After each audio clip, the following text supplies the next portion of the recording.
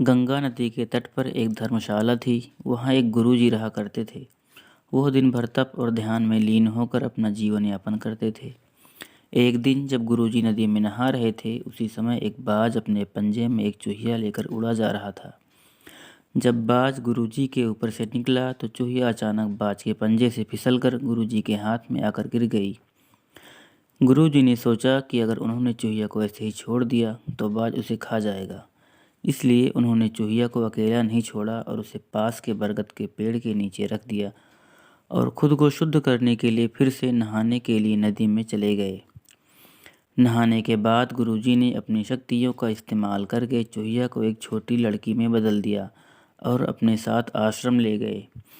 गुरुजी ने आश्रम पहुंचकर सारी बात अपनी पत्नी को बताई और कहा कि हमारी कोई संतान नहीं है, इसलिए इसे ईश्वर का वरदान समझकर स्वीकार करो और इसका अच्छे से लालन पालन करो।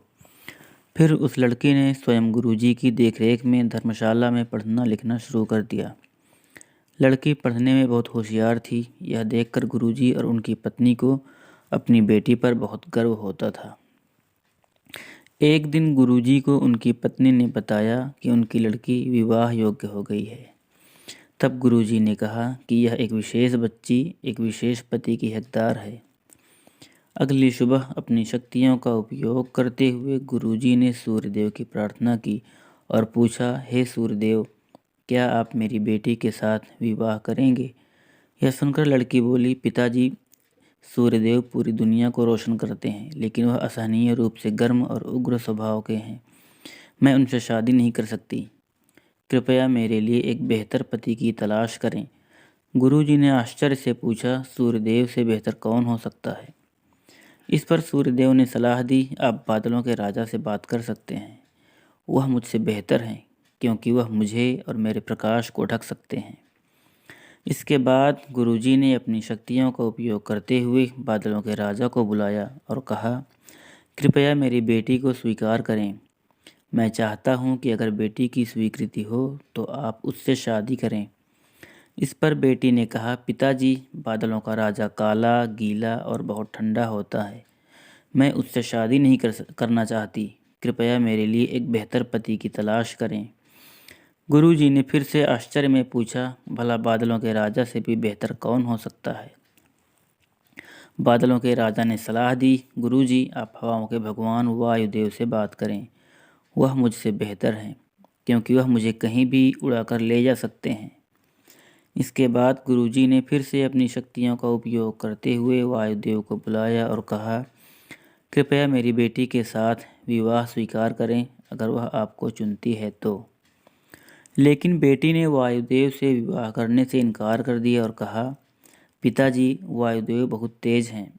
वह अपनी दिशा बदलते रहते हैं। मैं उनसे शादी नहीं कर सकती। कृपया मेरे लिए एक बेहतर पति की तलाश करें। गुरुजी फिर सोचने लगे, वायुदेव से भी बेहतर कौन हो सकता है? इस पर वायुदेव ने सलाह दी, आप पहाड़ों के राजा से इस विषय में बात कर सकते हैं। वह मुझसे बेहतर हैं क्योंकि वह मुझे बहने से रोक सकते हैं।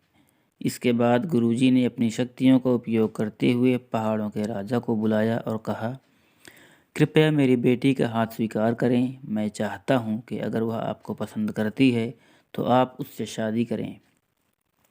फिर बेटी ने कहा, पिताजी, पहाड़ों के राजा बहुत कठोर हैं, वह अचल हैं। मैं उससे शादी नहीं करना चाहती।